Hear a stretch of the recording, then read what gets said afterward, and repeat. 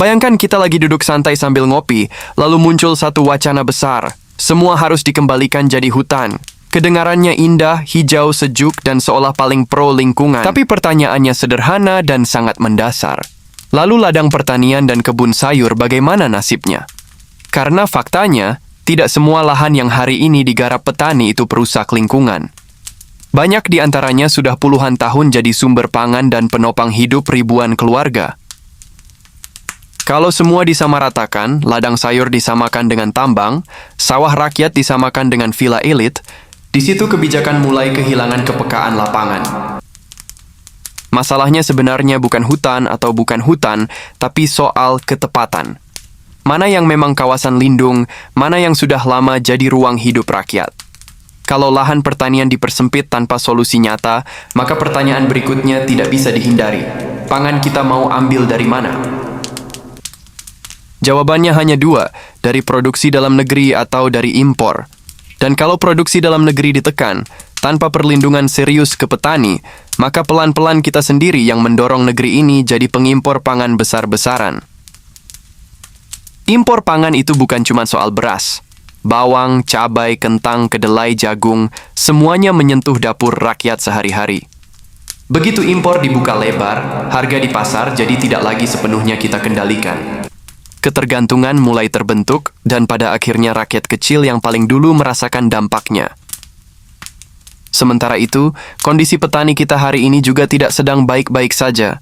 Harga pupuk naik, pupuk sering langka, biaya tanam mahal, cuaca tidak menentu, tapi harga panen sering jatuh karena permainan rantai distribusi.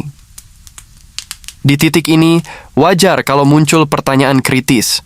Kalau negara ingin petani mengalah demi lingkungan, apakah negara sudah benar-benar hadir untuk petani? Apakah subsidi pupuk tepat sasaran dan mudah diakses? Apakah ada jaminan harga hasil panen supaya petani tidak rugi? Atau jangan-jangan yang terjadi justru petani diminta ikhlas demi kebijakan besar, sementara urusan perut diserahkan ke nasib masing-masing?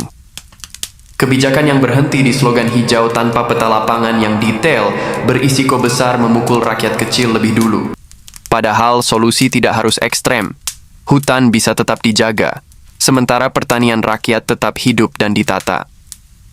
Zonasi yang jelas, agroforestry, dukungan pupuk ramah lingkungan, dan pendampingan petani jauh lebih masuk akal daripada sekadar penertiban sepihak. Negara yang kuat bukan hanya negara dengan hutan lebat, tapi negara yang mampu menjaga kedaulatan pangannya. Karena ironi terbesar adalah ketika kita kaya hutan tapi miskin pangan, hijau di peta tapi rapuh di dapur rakyat. Dan satu hal yang sering luput, ketergantungan impor pangan bukan urusan teknis semata, tapi juga urusan kedaulatan. Begitu pasokan luar negeri jadi sandaran, harga dan distribusi bisa dimainkan.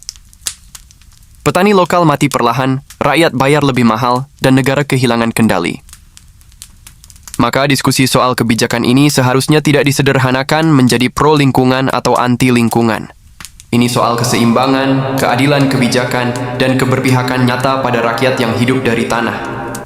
Hutan penting, tapi perut rakyat juga penting. Dan kebijakan yang matang seharusnya mampu menjaga keduanya, bukan mengorbankan salah satunya.